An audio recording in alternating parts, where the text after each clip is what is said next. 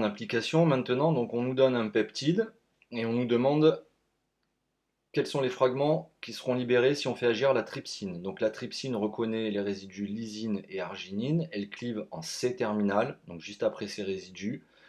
Donc on a deux sites de coupure, donc trois peptides qui sont libérés. Voilà, il n'y a rien de compliqué, il suffit juste d'appliquer ce que vous avez appris en cours. Et faire attention, bien sûr, il faut que vous connaissiez la spécificité des enzymes et que vous sachiez si elles coupent en N ou en C-terminal, voilà, parce que ça ne va pas libérer la même chose forcément.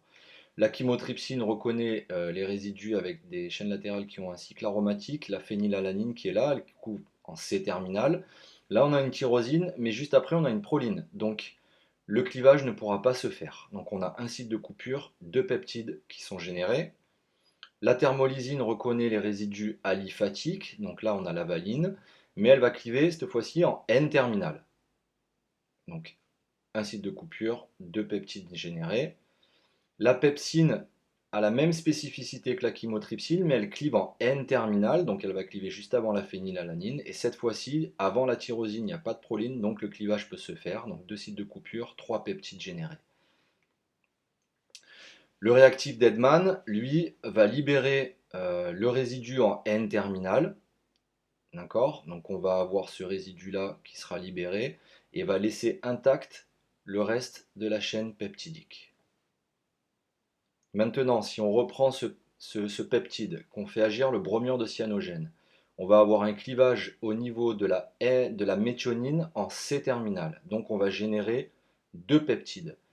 Si on fait agir de suite le réactif de Sanger ou le chlorure de Dancyle, c'est la même réaction, ça permet de libérer le résidu N-terminal, d'accord, qui sera lié covalemment à une fonction en fonction de ce qu'on a utilisé comme réactif, d'accord, comme produit chimique. Donc on va avoir l'alanine et la cystéine qui sera libérée dans les deux cas. Par contre, contrairement à ce qu'on a vu avec le réactif d'Edman, tous les autres acides aminés sont hydrolysés.